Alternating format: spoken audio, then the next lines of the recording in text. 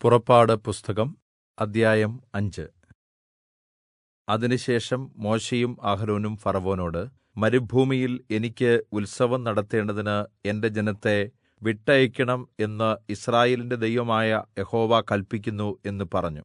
അതിന് ഫറവോൻ, യിസ്രായേലിനെ വിട്ടയയ്ക്കുവാൻ തക്കവണ്ണം ഞാൻ യഹോവയുടെ വാക്ക് കേൾക്കേണ്ടതിന് അവൻ ആർ?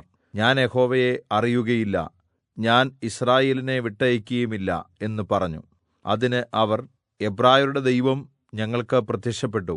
അവൻ മഹാമാരിയാലോ വാളാലോ ഞങ്ങളെ ദണ്ഡിപ്പിക്കാതിരിക്കേണ്ടതിന് ഞങ്ങൾ 3 ദിവസത്തെ വഴി മരുഭൂമിയിൽ പോയി ഞങ്ങളുടെ ദൈവമായ യഹോവയ്ക്ക് യാഗം കഴിക്കട്ടെ എന്ന് പറഞ്ഞു.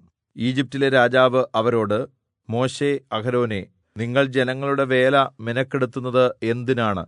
നിങ്ങൾ നിങ്ങളുടെ വേലയ്ക്ക് പോകുവിൻ എന്ന് പറഞ്ഞു.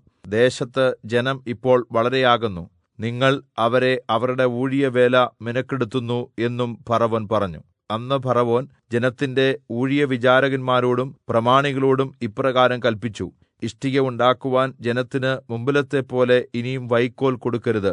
അവർ തന്നെ പോയി വൈക്കോൽ ശേഖരിക്കട്ടെ. എങ്കിലും ഇഷ്ടികയുടെ കണക്ക് മുമ്പിലത്തെപ്പോലെ തന്നെ ആയിരിക്കേണം, ഒട്ടും കുറയ്ക്കരുത്. അവർ മടിയന്മാർ, അതുകൊണ്ടാകുന്നു ഞങ്ങൾ പോയി ഞങ്ങളുടെ ദൈവത്തിന് യാഗം കഴിക്കട്ടെ എന്ന് നിലവിളിക്കുന്നത്. അവരുടെ വേല അതിഭാരമായിരിക്കട്ടെ, അവർ അതിൽ കഷ്ടപ്പെടട്ടെ. അവർ വ്യാജവാക്കുകൾ കേൾക്കരുത്. അങ്ങനെ ജനത്തിന്റെ ഊഴിയവിചാരകന്മാരും പ്രമാണികളും ചെന്ന് ജനത്തോട്, നിങ്ങൾക്ക് വൈക്കോൽ തരികയില്ല, നിങ്ങൾ തന്നെ പോയി കിട്ടുന്നിടത്തുനിന്ന് വൈക്കോൽ ശേഖരിപ്പീൻ, എങ്കിലും നിങ്ങളുടെ വേലയിൽ ഒട്ടും കുറയ്ക്കുകയില്ല എന്ന് ഫറവോൻ കല്പിക്കുന്നു എന്ന് പറഞ്ഞു. അങ്ങനെ ജനം വൈക്കോലിനു പകരം താളടി ശേഖരിക്കുവാൻ ഈജിപ്റ്റിൽ എല്ലായിടവും ചിതറി നടന്നു.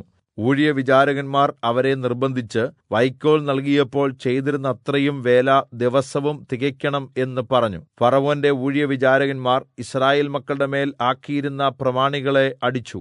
നിങ്ങൾ ഇന്നലെയും ഇന്നും മുമ്പിലത്തെപ്പോലെ ഇഷ്ടിക നിർമ്മിക്കാഞ്ഞത് എന്ത് എന്ന് ചോദിച്ചു. അതുകൊണ്ട് യിസ്രായേൽ മക്കളുടെ പ്രമാണികൾ ചെന്ന് ഫറവോനോട് നിലവിളിച്ചു, അടിയങ്ങളോട് ഇങ്ങനെ ചെയ്യുന്നത് എന്ത്? അടിയങ്ങൾക്ക് വൈക്കോൽ തരാതെ ഇഷ്ടിക ഉണ്ടാക്കുവീൻ എന്ന് അവർ പറയുന്നു.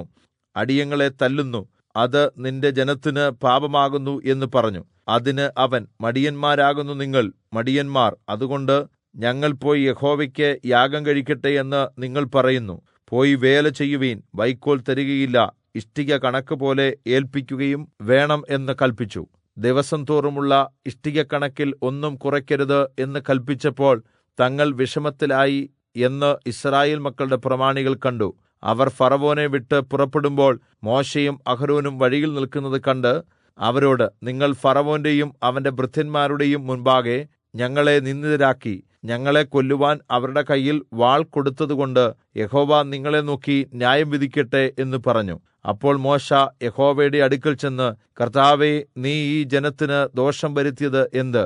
നീ എന്നെ അയച്ചത് എന്തിന്? ഞാൻ നിന്റെ നാമത്തിൽ സംസാരിപ്പാൻ ഫറവോന്റെ അടുക്കൽ ചെന്നത് മുതൽ അവൻ ഈ ജനത്തോട് ദോഷം ചെയ്തിരിക്കുന്നു. നിന്റെ ജനത്തെ നീ വിടുവിച്ചതുമില്ല എന്ന് പറഞ്ഞു.